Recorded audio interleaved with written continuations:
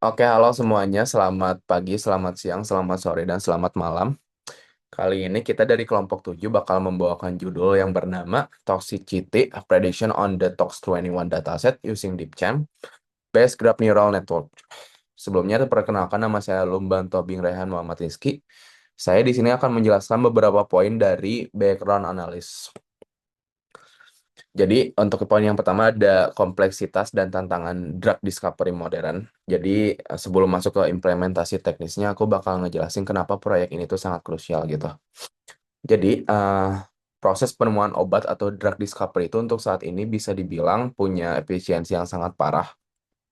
Rata-rata butuh waktu lebih dari 10 tahun dan dana sekitar 2 miliar dolar hanya untuk mengirim satu obat ke dalam pasar gitu. Lalu kenapa sih masalah utamanya tuh ada di tingkat kegagalannya? Kurang dari 10% kandidat obat yang berhasil lolos uji klinis tuh disetujui gitu. Lalu apa sih masalah utamanya, penyebab utamanya kenapa obat-obat itu gagal tuh? Ternyata ada toksisitas. Eh, Ternyata obat itu tuh beracun dan mempunyai efek samping yang sangat berbahaya dan bahkan juga baru diketahui di tahap akhir proses. Lalu, kalau kita baru tahu kenapa obat-obat itu gagal setelah menghabiskan dana miliaran dolar, artinya itu adalah sebuah kerugian yang sangat besar ya. Disinilah kenapa computational biologi masuk. Gimana kalau kita bisa memprediksi suatu molekul itu beracun atau tidaknya hanya dari struktur grafiknya gitu. Bahkan sebelum uji klinis dilakukan. Itulah yang bakal jadi dasar penggunaan dataset TOX21 dan model AI pada penelitian kami. Oke, next.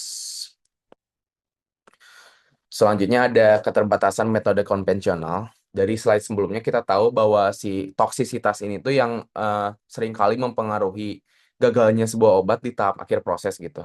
Lalu ada pertanyaannya tuh kenapa sih nggak dari awal aja gitu ngetes kalau obat itu tuh ada toksisitas atau enggak? Jawabannya tuh ada di keterbatasan metode kita saat ini. Jadi eh untuk menguji toksisitas tuh para ilmuwan tuh menggunakan sel di lab biasanya atau menggunakan hewan percobaan seperti tikus gitu. Namun metode itu dinilai sangat lambat, mahal, dan tentu saja ada etika penggunaan hewan percobaan gitu. Di sisi lain juga ada jutaan senyawa kimia yang berpotensi untuk menjadi obat, namun kita juga nggak mungkin gitu buat nyuntikin jutaan senyawa kimia ini ke dalam hewan percobaan satu persatu. Bisa dibilang secara fisik dan logistik itu sangat tidak efisien atau mungkin juga tidak sangat mustahil gitu. Jadi semuanya di sini tuh kita menghadapi sebuah bottleneck atau penyumbatan. Kita butuh cara gimana caranya kita bisa memprediksi apakah suatu struktur molekul itu beracun atau tidak hanya dari struktur grafiknya gitu. Dan bahkan dengan sangat cepat gitu. Bahkan sebelum senyawa kimia itu dibuat.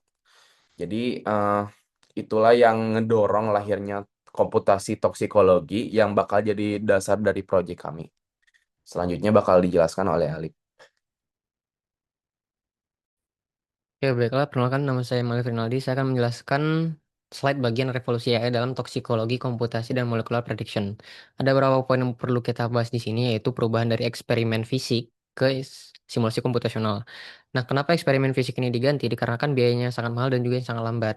Sedangkan di simulasi komputasional atau in silico ini, itu kita bisa menyaring data secara masif dengan secara instan. Nah, ada pula keunggulan-keunggulan dari early screening AI, yaitu mampu memproses jutaan data, atau bisa juga disebut high throughput virtual screening dengan biaya yang mendekati nol. Dia dapat memisahkan senyawa yang beracun sebelum sintetis labnya dimulai. Nah, ada pula kekurangan-kekurangan dari algoritma tradisional ini, yaitu seringnya kehilangan informasi atau data-data struktural molekul. Nah, oleh karena itu, komputasi modern mulai memandang molekul secara natural sebagai sebuah jaringan graf berisi atom dan juga ikatan kimia. Nah, di sini pentingnya peran molecular property prediction dikarenakan penggunaan machine learningnya untuk memprediksi sifat makroskopis atau toksisitas itu tadi berdasarkan fitur mikroskopis secara struktur molekul. Oke, next. Di sini kenapa GNN sangat relevan? Ada 3 poin yang bisa dibahas di sini. Molekul adalah graf G sama dengan VE. Nah, secara matematis, molekular dipresentasikan sebagai graf, di mana atom bertindak sebagai node atau simpul. Nah, dan ikatan kimia bertindak sebagai edge atau sisi.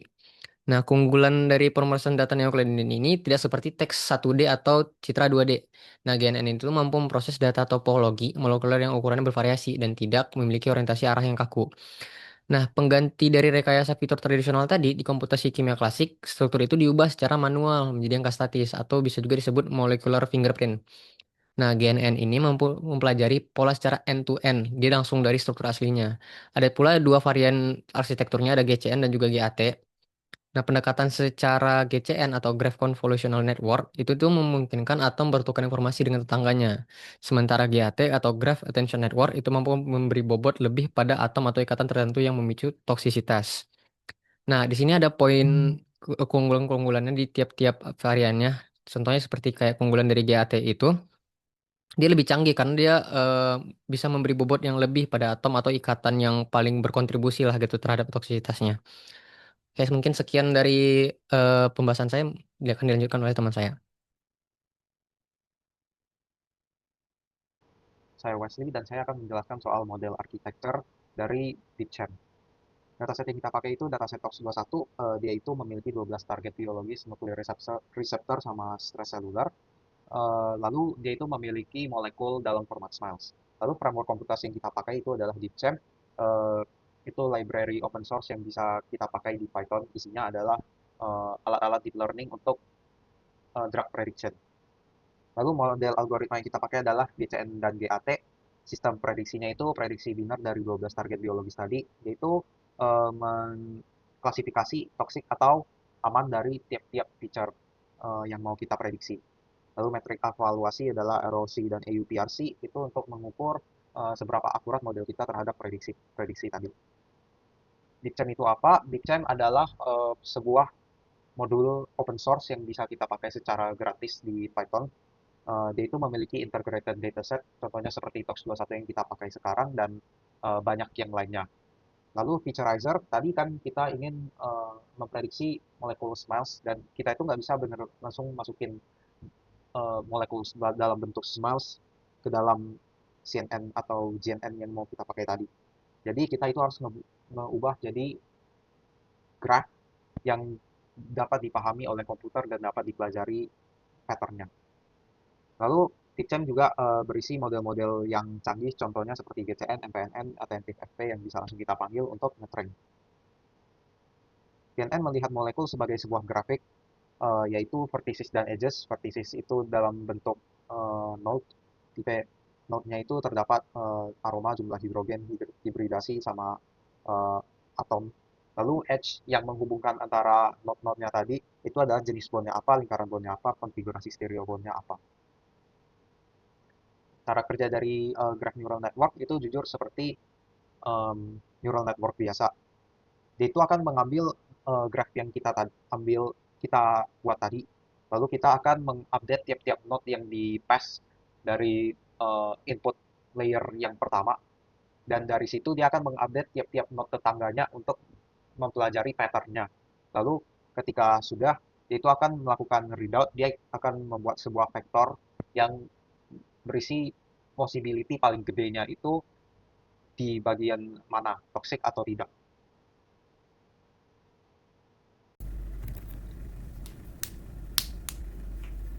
Jadi buat proses pelatihan modelnya, kita pertama-tama melakukan load tox21 dataset, di mana DeepChamp memuat 7,8 ribu senyawa dengan 12 label toksisitas biner melalui dj.molnet.load tox21. Selanjutnya, kita melakukan fiturisasi molekul menggunakan MolGraph Configurizer, di mana kita mengonversi setiap SMILES menjadi grafik yang memiliki vektor fitur node dan edge. Selanjutnya, data yang sudah kita fiturisasi, kita bagi menjadi 3 menggunakan scaffold split, di mana molekul tersebut dibagi menjadi 3 bagian, 80%, 10%, dan 10% lagi untuk testing. Kita menggunakan ini untuk memastikan pembagian yang terstruktur pada set. Selanjutnya kita melakukan inisialisasi GraphCon model. GC model atau GraphCon model. Nah, kita mendefinisikan model tersebut dengan lapisan konvolusi graf, normalisasi batch, dan kepala klasifikasi padat. Selanjutnya, kita melatih dan validasi model tersebut yang meminimalkan kerugian entropi silang biner selama 100 epoch. Dan pada proses itu kita memantau kinerja model tersebut saat set validasi. Dan terakhir, kita melakukan evaluasi di test set, di mana evaluasi akhir dilakukan dengan ROC, AUC per titik akhir, dan dari 12 skor AUC tersebut kita merata-ratakan menjadi AUC rata-rata. Di salah satu bagian proses pelatihan model kita melakukan fiturisasi molekul. Nah, fiturisasi itu adalah sebuah proses di mana string mass diubah menjadi sebuah grafik terstruktur yang dapat diproses oleh GCN. GraphCon Futurizer dari DeepCam menggunakan RDG untuk mengkonversi data tersebut.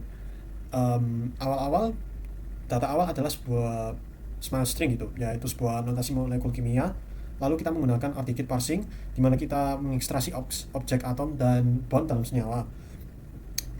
Lalu data tersebut diberikan fitur di mana setiap atom memiliki 75 dimensi dan setiap bond memiliki 14 dimensi.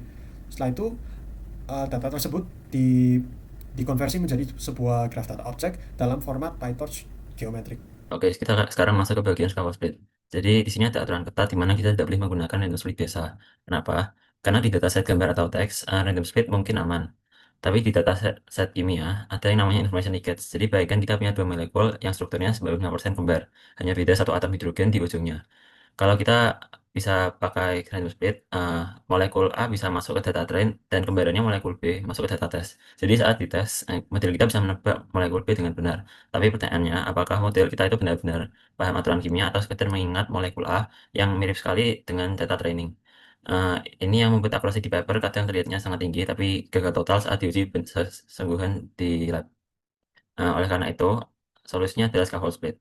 Daripada membagi secara acak, algoritma akan membuang semua rantai molekul dan hanya melihat core structure dari molekul tersebut.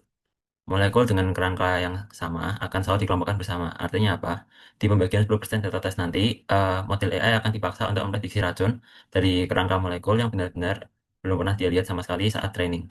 Kalau di tahap ini hasil prediksi model kita tetap akurat, barulah kita bisa melihat model-model kita benar-benar cerdas dan bukan hanya menghafal.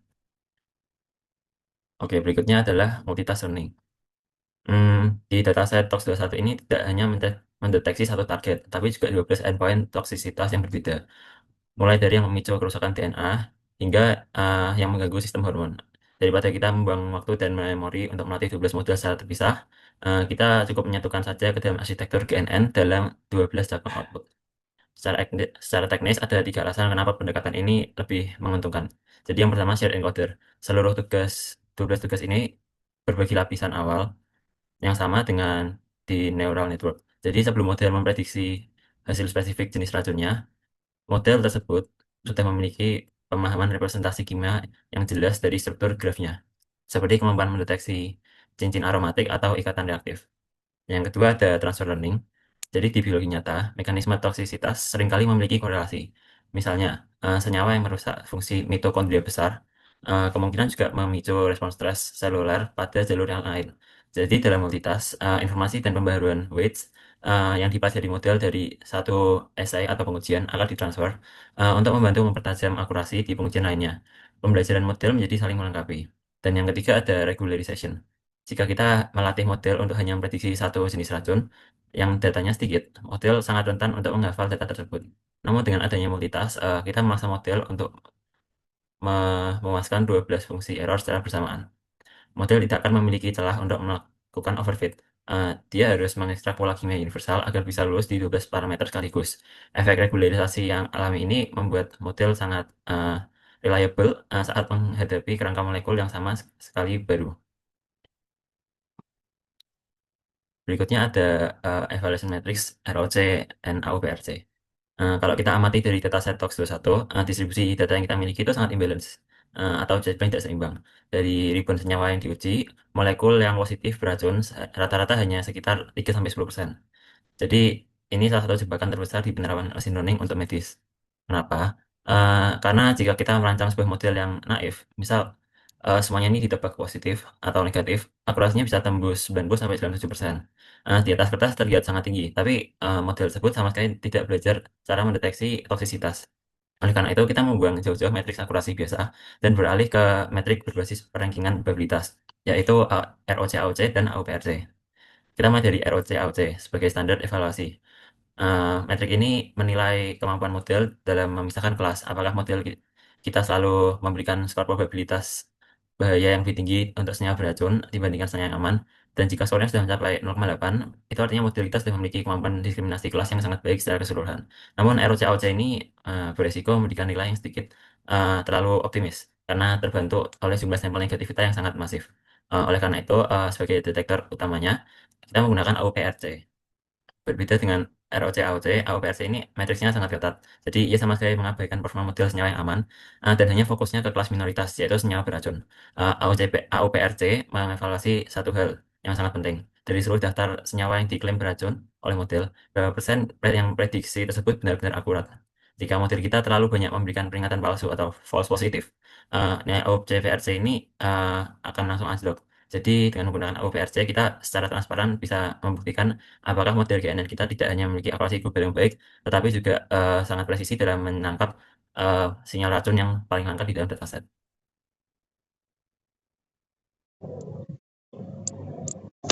Nah, selanjutnya saya Prabandari akan lanjut untuk membahas bagian technical explanation.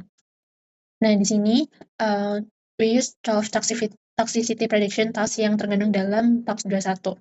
Jadi di TOX 21 itu kan ada 7.804 molekul. Nah, itu dibagi jadi train, validation, dan test dengan masing-masing. Trainnya itu 6.000-an, validationnya itu 780, dan juga tesnya itu 781. Nah, apa yang dimaksud dengan toxicity prediction task? Nah, di sini tuh berarti kita menggunakan multitask binary classification. Jadi satu molekul yang ada di dataset itu kita prediksi sebanyak 12 kali. Jadi simpelnya kita punya 12 target prediksi. Kalau biasanya di machine learning kan ada Y-predict. Nah, di sini biasanya kan cuma 1 atau 2. Nah, di sini kita ada 12 yang kita namakan dengan 12 toxicity prediction. Nah, 12 itu sendiri itu terjadi dibagi menjadi 2 major besar. Maaf untuk kameranya.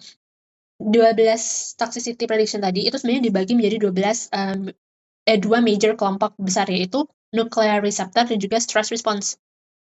Nah, seperti yang kita lihat, ternyata di sini itu lumayan besar nih imbalance-nya. Jadi, untuk menangani hal ini kita akan pakai yang namanya balancing transformation. Untuk labelsnya sendiri, satu itu akan kita labeli, toxic itu akan kita labeli sebagai 1, dan non-toxic itu akan dilabeli sebagai 0. Nah, di sini prosesnya adalah molekul dikonversi menjadi graph melalui proses pre-processing. Jadi ini ada beberapa tahapan pre-processing. Yang pertama kita akan load datanya dari dataset TOX 21, dan dataset tadi akan diproses melalui framework DeepChamp. Untuk pembahasan tentang framework DeepChamp itu sendiri sudah dibahas tadi oleh teman kelompok saya di bagian arsitektur dan juga workflow. Nah, ini dibagi menjadi train, validation, dan test seperti bisa kita lihat di sini. Dibagi menjadi dataset dibagi menjadi train dataset, valid dataset, dan test dataset. Nah, untuk mengubah molekul menjadi bentuk graph sendiri, kita menggunakan function yang namanya molgraph configurator. Dan di sini kita memudahkan kita untuk nggak perlu nge-assign satu persatu. Karena kalau misalnya kita pakai GNN model itu di kasus lain, itu biasanya kita assign satu-satu, mana yang mau dijadiin graph, mana yang mau dijadiin node, mana yang mau dijadiin edge. Kalau di sini kita otomatis udah tahu mana yang bakal jadi edge dan mana yang bakal jadi node-nya sendiri. Nah, tadi seperti yang udah saya sampaikan bahwa dataset kita itu mengalami imbalance yang cukup besar kan. Nah, kita akan melakukan balancing dengan balancing transformer. Di sini kita bisa lihat transformer equal to DC. DC itu stand for DeepChamp.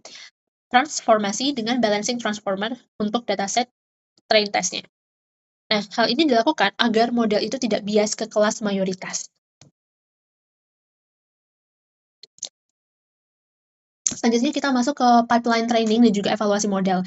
Model ini akan dilatih secara bertahap dengan block epoch. Jadi, kita tuh akan train setiap 10 epoch. Kemudian kita akan masukkan ke validation test, ke validation set untuk di monitoring menggunakan ROC-AOC. Jadi setiap 10 set udah di training, kita masuk ke validation. Terus kita cek ROC AUC-nya. Terus kita balik lagi ke training set, setiap full epoch balik lagi ke validation set.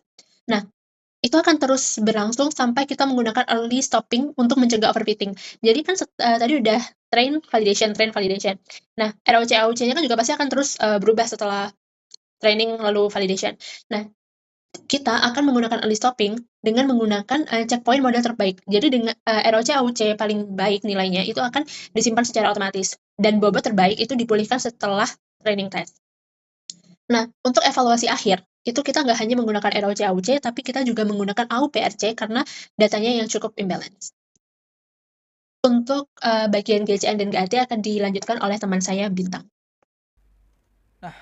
Di sini kita akan lanjut ke GCN dan GAT untuk mempelajari graph molekul. Di sini penelitian kita menggunakan dua graph neural network, yaitu pertama ada GCN, graph convolutional network, dan juga GAT, graph attention network. GCN sendiri itu melakukan agregasi informasi antara atom bertetangga, yang dimana tuh contohnya A itu bisa mengenal B mengenal C, dan juga A itu bisa mengenal dari tetangganya B, jadi A itu bisa mengenal C. Nah, hasilnya GAT sendiri menggunakan mekanisme attention, jadi model itu belajar kepentingan tiap anggota atom menggunakan 4 attention head. Jadi seakan ada 4 juri yang menilai apakah atom itu penting atau tidak. Dan di sini ada konfigurasi trainingnya, yaitu ada learning rate-nya itu 0,001, batch size-nya itu 64, dan juga multitask binary classification. Dan ini contoh codingannya, dimana itu untuk gambar ada tasnya itu kurang lebih ada berapa, misal ada 12, juga attention head, ada dropout, jadi setiap iterasi itu bakal di dropout 30%, agar model yang pintar itu tidak hanya itu aja. Dan juga learning rate-nya di sini kita menggunakan yang standar yaitu 0,001, ada batch size-nya 64, dan juga modenya itu classification. Untuk device-nya itu device yang digunakan itu apa. Dan di sini ada GCN model yang beda itu hanya bagian graph config layernya, yang dimana kan kalau GAT kan menggunakan attention head, sedangkan GCN model itu menggunakan convolutional networknya. Nah, di sini kita lanjut aja. Nah, di sini hasil pembelajaran model terkait GCN dan juga GAT. Ini ada link demonya juga. Di sini kita menggunakan evaluasinya, yaitu menggunakan ROC-AU dan juga AUPRC. Dan di sini ada train set, ada validation set, dan juga test set. Dan kalau kita cek di sini dari model GCN sendiri, train ROC-nya itu kurang lebih dapat 0,8845, validnya 0,3911, dan juga tes ROC-nya itu 0,8059, dan juga tes AUPRC-nya itu 0,363. Kenapa begitu rendah? Itu karena data TOX21 sendiri itu datanya cukup imbalance parah. Jadi saat dalam menilai secara umum dia mendapatkan skor 0,8059, tetapi saat dia apakah yang dia nilai itu beneran sesuai, itu hanya mendapatkan skor 0,3 aja. Dan GT sendiri itu mendapatkan performa yang lebih baik daripada hasil evaluasinya. Dan di sini kita akan langsung masuk untuk terkait demo TOX21-nya. Nah, di sini kita masuk ada contohnya, dan kita bisa mengecek ini ada beberapa molekul seperti aspirin, kafein, paracetamol, dan di sini ada batch yaitu seperti aman atau di sini ED atau mungkin karsinogen dan lain-lain. Itu menggunakan data realnya. Jadi karena model kita tidak akurat, jadi buat user umum atau mungkin orang yang belum tahu, nah itu bahwa di base ini menunjukkan bahwa itu di real life-nya itu aman loh. Jadi yang udah diteliti selama berapa ratus tahun itu itulah yang kita pakai. Cuman karena kita di sini hanya untuk testing, ya kita pakainya ini aja untuk memastikan itu aman. Jadi kalau misalnya itu nggak sesuai ya wajar sih. Tadi di sini aku coba terkait dari kafeinnya. Kafein kurang lebih dapatnya segini, ada SRR dan juga dan lain-lainnya. Dan sini kita bisa melakukan ekspor terkait CSV ataupun JSON. Dan sini untuk model sendiri itu bisa menggunakan GCN ataupun GAT, itu tergantung mau yang mana. Dan di sini kita bisa menggunakan CSV gitu. Lalu di sini fiturnya ada terkait perbedaan filter terkait obat-obat yang itu ada apa aja, hormin, disruptor, pelarut, dan juga ada senyawa alami dan juga lainnya. Kalau misalnya kita di sini ada yang berat, nah di sini kan harusnya quercetin kan aman nih dalam real life-nya. Cuma karena kita model kita masih belum sejago itu, jadi dia hanya bisa memprediksi kurang lebihnya buruk nih, malah dia menganggap itu resiko yang berbahaya. Nah, di sini kita lanjut, ada fitur lain yaitu ada compare. Kita bisa menggunakan compare misal paracetamol dan juga kafein. Kita coba compare apakah dari paracetamol itu aman dan juga apakah dari kafein itu aman.